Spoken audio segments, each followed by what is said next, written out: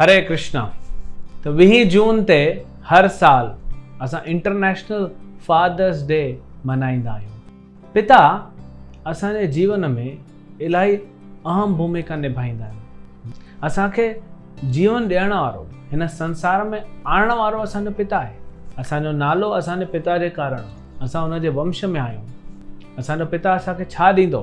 रोटी, कपिड़ो, रहण लाइ मकान, असांजो एजुकेशन, स्कूल वञूं, कॉलेज वञूं, यूनिवर्सिटी वञूं, असांखे शिक्षाऊं बि ॾे, जीवन में सेखारे।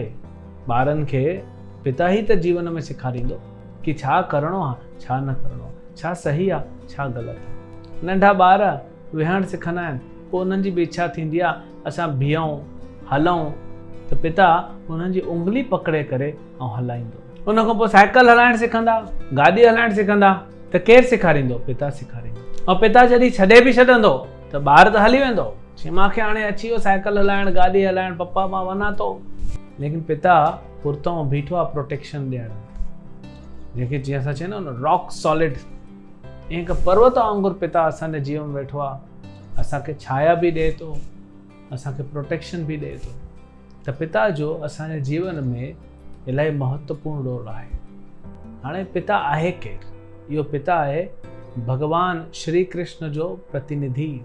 श्री कृष्ण भगवान गीता में चवंदा आहिनि, पिताहमस्य जगतो, कि मां पूरे जगत जो पिता आहियां। अहम बीजा प्रदापिताः, कि मां ही त सॼी सृष्टि ठाती आहे।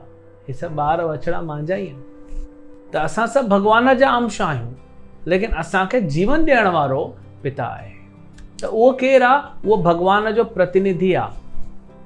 त भगवान जे प्रतिनिधित्व करे उन असांखे जीवन ॾिनो, शिक्षा ॾिनी ऐं पिता जो धर्म निभायो। लेकिन पिता जो पूरो धर्म छा आहे? हर पिता चाहींदो आहे कि असांजा जेके ॿार आहिनि, चाहे छोकिरो हुजे चाहे छोकिरी हुजे, उहे ऑलराउंडर ठहनि, उन्हनि जो ऑलराउंड डेवलपमेंट थिए।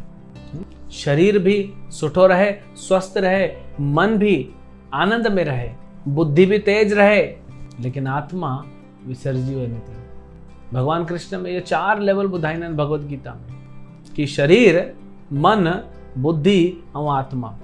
त अॼु असां ॾिसंदा आहियूं हर पिता शरीर लाइ त करे थो, बुद्धीअ लाइ थोरो ऐं मन लाइ थोरो। छोकी ॾिसो ॿार अॼु चिंतित आहिनि, काथे डिप्रेशन, काथे कुझु, मन में एंग्ज़ाइटी लॻी पई आहे। त उनजे मन खे कुझु ॾियणो आहे जेको नथो मिले, इन करे एंग्ज़ाइटी थी मिले। उन्हनि जी बुद्धि तेज करणी आहे आध्यात्मिक रूप ते, ऐं उन्हनि जे आत्मा जो पोषण करणो आहे। त आत्मा भगवान जो अंश आहे। त प्रतिनिधि जे कारण पिता जो इहो धर्म आहे कि उहो ॿारनि खे असली पिता सां, भगवान कृष्ण सां कनेक्ट करे।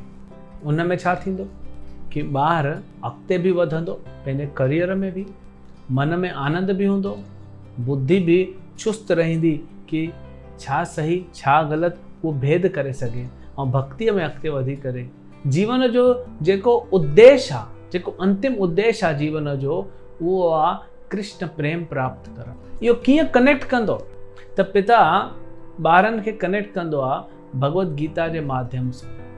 ये भगवत गीता जेको आहे, ये भगवान जेको असली पिता आहे उनजो संदेश आहे, जेको असांखे पंहिंजे पिता द्वारा मिलंदो। असांजो पिता असांखे कनेक्ट कंदो भगवान सां, हिकिड़ो भगवत गीता, ॿियो हरे कृष्ण महामंत्र जे द्वारा।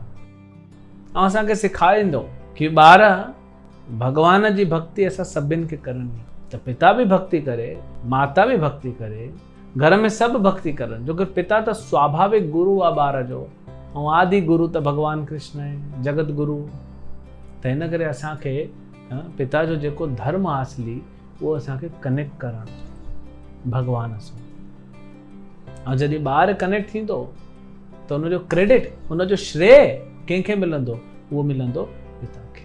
ऐं अगरि ॿार भक्त तो थी वञे, शुद्ध भक्त तो ठही वञे, त पिता जो बि उद्धार थींदो, ऐं पिता जे पिता जेके 21 पीढ़ियूं असांजी उहे तरजी वेंदियूं। त पिता जो असली धर्म इहो आहे कि ॿार खे भगवान सां जोड़णु खपे, भक्तीअ सां जोड़णु खपे, उनखे इहे संस्कार ॾियणु खपनि। त हिन इंटरनेशनल फादर्स डे ते असां सभिनि पिताउनि खे असां इहा विनती था करूं कि पंहिंजे पंहिंजे ॿारनि खे भगवान सां जोड़ो, भक्ति करायो, त हो बि ख़ुशि रहंदा, तव्हां बि ख़ुशि रहंदो, ऐं भगवान भी आनंद में रहे।